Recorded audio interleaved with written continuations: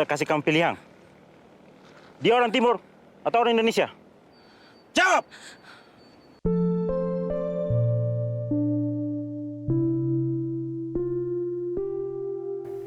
Halo semua, selamat pagi, siang, sore, dan malam. Mohon maaf teman-teman untuk tak pernah konten di YouTube karena nggak kepikiran mau konten apa. Pengen cari ide yang beda tapi malah nggak nemu. Ya udah, akhirnya ngambil gampangnya aja ya. Yaitu mari kita bikin konten review film. Tapi tenang aja, saya tetap berusaha buat bahas film-film yang berbeda. Yuk kita mulai.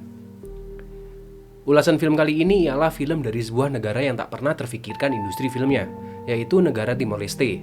Sedikit pengetahuan, menurut info yang beredar di internet, Timor Leste baru saja memulai industri filmnya di tahun 2010, yang digerakkan oleh rumah produksi bernama Dili Film Works, yang juga banyak membuat film pendek dan beberapa serial televisi.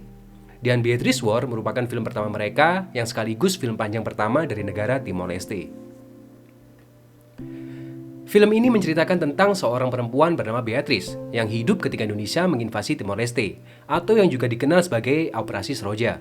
Film juga menyajikan bagaimana kehidupan masyarakat Timor Leste setelah mendeklarasikan kemerdekaannya. Beatrice menikah di umur 11 tahun dengan pria sebaya bernama Thomas.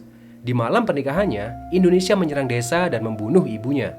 Film ini berlatarkan mulai tahun 1974, ketika Operasi Seroja telah menghabiskan 100.000 lebih sipil dan tentara yang mati terbunuh atau mati kelaparan. Di film ini, tentara Indonesia digambarkan sungguh kejam. Mereka membunuh orang yang sudah tak kuat lagi berjalan, seperti perempuan hamil dan para lansia. Sedangkan yang masih sehat dipisahkan berdasarkan jenis kelamin. Lalu rombongan pria dipaksa menyanyikan lagu Foho Ramelau, lagu perjuangan Timor Leste yang dilarang oleh tentara Indonesia. Setelah menyanyikan lagu tersebut, rombongan pria pada akhirnya diberondong peluru. Film seakan dibagi menjadi dua babak. Babak pertama ialah invasi Indonesia, dan babak kedua menyajikan bagaimana keadaan Timor Leste setelah mendeklarasikan kemerdekaannya. Jika di babak pertama kejamnya Indonesia digambarkan lewat pertumpahan darah, babak kedua menggambarkan jahatnya Indonesia lewat sosok bekas prajurit Prabowo yang menyamar sebagai Thomas yang telah hilang.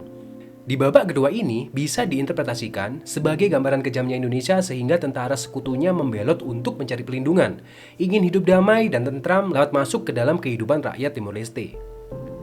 Penulis film ini pandai dan kreatif dalam penggambaran betapa kejamnya tentara Indonesia dalam adegan yang damai sekalipun. Secara ide dan alur, film ini begitu baik untuk kita ikuti. Tetapi sayangnya perihal penyutradaraan masih terasa kurang, bahkan akting pemain pun tak begitu apik. Banyak momen yang luput dan membuat emosi di dalam adegan pun tak berhasil disampaikan dengan begitu baik. Belum lagi ada 1-2 adegan yang logikanya masih terasa aneh, padahal bisa digerakkan secara realistis ketimbang dipaksakan emosional. Tapi untuk ukuran film dari negara yang industri filmnya sedang berkembang, film ini tak bisa dikatakan buruk, bahkan melampaui ekspektasi saya. Meskipun begitu, rasanya film ini kita butuhkan, melihat sudut pandang lain tentang Indonesia selain dari buku sejarah kita. Memang, sepertinya masih banyak orang yang menganggap kisah kelam bangsa Indonesia merupakan alat propaganda untuk menghancurkan negara. Tapi, kisah kelam seperti ini memang sudah bukan rahasia lagi. Semua orang perlahan akan tahu bagaimana masa lalu bangsa kita. Saya membahas film ini semata-mata hanya untuk belajar, agar tragedi kelam ini tak terjadi lagi di masa sekarang atau di masa depan. Film-film seperti inilah yang akan membuka pikiran kita, pikiran yang tak pernah diajarkan di masa kita sekolah. Cukup sekian ulasan film kali ini. Sebarkan video ini jika dirasa berguna. Sampai jumpa di bahasan film selanjutnya. Selamat pagi, siang, sore, dan malam.